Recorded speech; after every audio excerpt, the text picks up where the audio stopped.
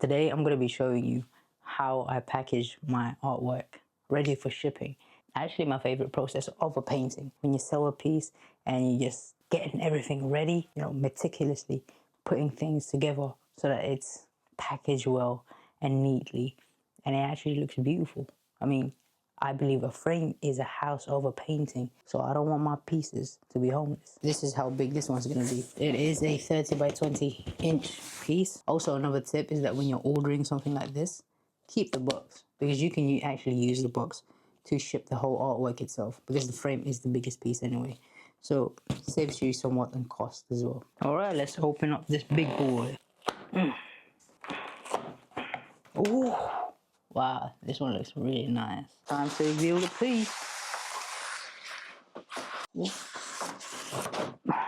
I need to cut this loose. Big old scissors. Oh, finally out. Look at that. I'm a painting, y'all. I'm a painting, y'all. So what I got is a brown stained frame. Because the deep edge canvas is 50 millimeters and this is only 40 millimeters, I still had to get an offset clip to attach it so that it fits perfectly. And I'll show you that now. This is my trusty offset clips. I have the 40 millimeter frame and I have the 50 millimeter deep edge canvas. So when you add this, it fits perfectly. Well, a little bit 2 millimeters off, but you want that little bit of gap in space anyway. That's good to have. What this actually serves and does is that it attaches the canvas to the frame. If the edge of the frame or the depth of the frame is too big or too small, then you use an offset clip to attach it to that so that it fits perfectly. Or even if it doesn't, it's able to hang onto the frame. This is what it looks like. Now this is 12 millimeters. These are good, so you don't have to worry about it. They actually have hanging fixtures attached already. They even have Z-clips inside as well. So you can also recycle these and reuse them as well. So I'll be using this when I ship it. Bye-bye, Lake Como. Okay, hopefully it fits. Yeah, it fits perfectly. Snug as a bug. Snug bug. I mean, I was doubtful about the wooden frame. I kind of wanted it to be a red Venetian wood, but this actually looks so good in it. Oh, I'm surprised. So what I'm just going to be using is one of the Z clips that these ones. So this one attaches a canvas to the frame as well. Looks like I need a hammer for this one. The trusty hammer. Who would have thought I would have been Bob the Builder? I just wanted to be like Wreck-It Ralph.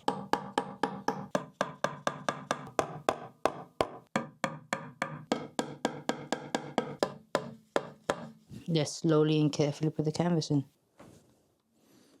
That's in. That's in. That's what she said. Let's see you in all your glory. Ooh, look how nice that is. It's got a little bit of breathing space. And our final thing, what we're going to be doing is adding on some tape just to secure the short bits. Now, the brown craft tape or backing would have been more archival, but I don't have any of those and I feel like these are more secure anyway.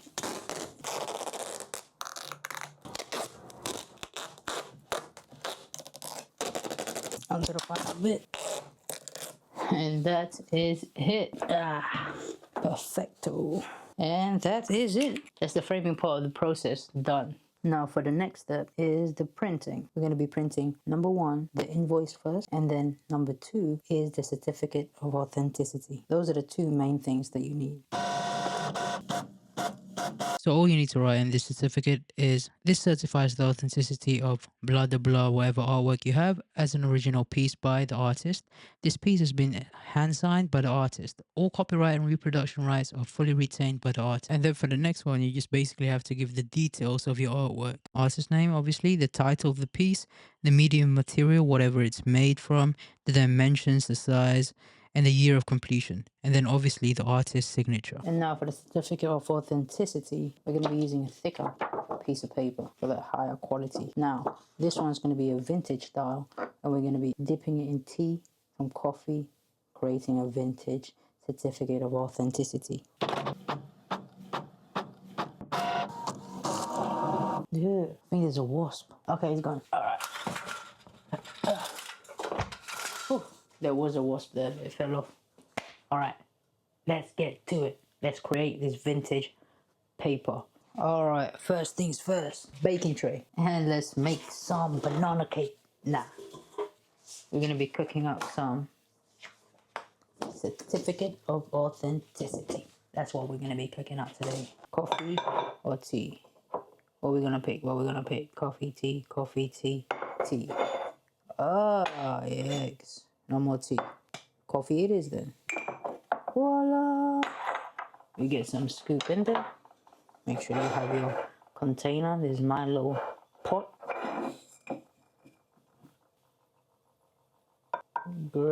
Maybe that should do for now.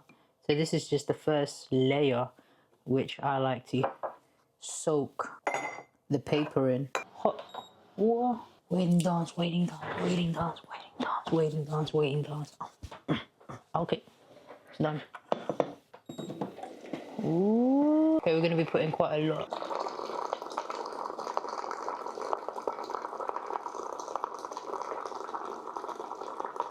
Ooh, that's hot. And put it on the tray. You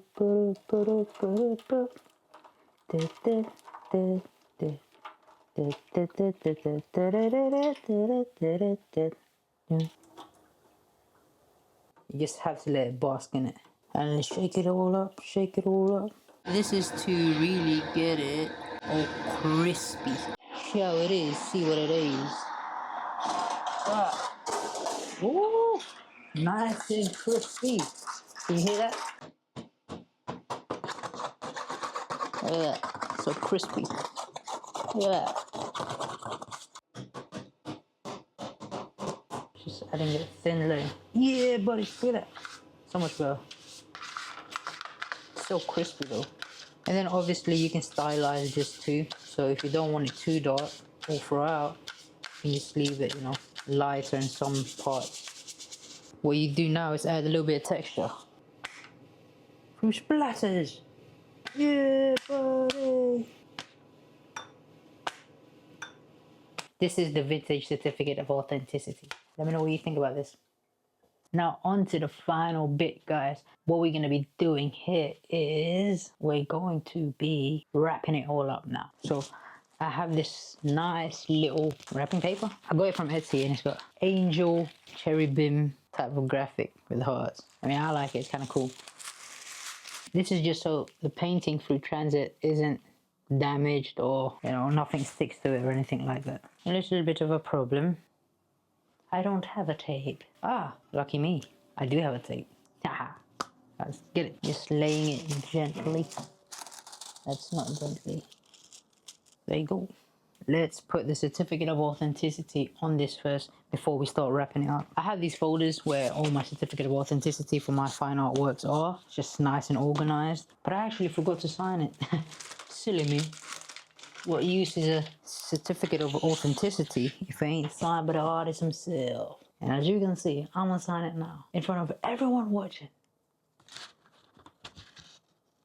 Alright, I don't wanna show you my signature. I wanna trust y'all. There you go. Signed. Dated. And that is what it looks like on the inside. Voila. That's a certificate of authenticity. Voila. And this is what makes a genuine, authentic fine art. Just that piece of paper, really. Nice and slow. Ain't going nowhere. Ain't going nowhere. Got me wrapping this up. And what I like to use is clear plastic wraps. There you go. Make sure it's nice and tight. I actually like this. Or the painting process itself. Oh, ain't that therapeutic?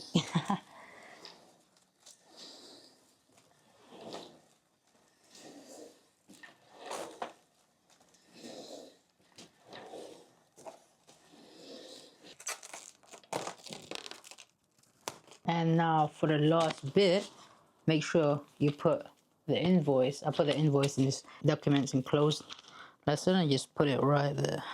Now, I make sure that I try to package the pieces carefully as I can and make it as beautifully packaged so that it's a unique experience for my buyers and for everyone. I mean, art is a, you know, it's a beautiful purchase, and it's not just a commodity or it's really an experience. It's not something you have every day. So once they finally, decide to buy a beautiful piece of work, I want it to be special.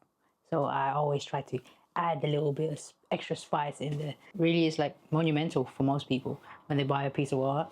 Painting, it's something that stays with them forever. So I want it to be as memorable as it possibly can for the people, because I really do love art, and when people do get to appreciate that and they decide to purchase my work, I mean, it means so much to me. The support, I mean, their acknowledgement is like, I'm being seen, and it means the world to me. Especially when you're out there, in your studio, just on your own, just working and grinding. You have that thought as an artist, like, no one's gonna want this, no one's gonna buy this. But when someone does, I mean, it validates you as an artist, and it makes you feel, valued. So I try to reciprocate that as much as I can. So let's just stick this on now. Boopity boop.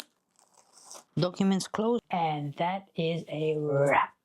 Let's use the corners that we used earlier to put this on. I told you, it's all gonna have a purpose. Now, do you remember the wrap it came in earlier? The cardboard box? These ones? Yeah. We're gonna be using this to wrap this thing up. But not me though. Why am I in it? Let me out, let me out. Went like this. They don't went like that.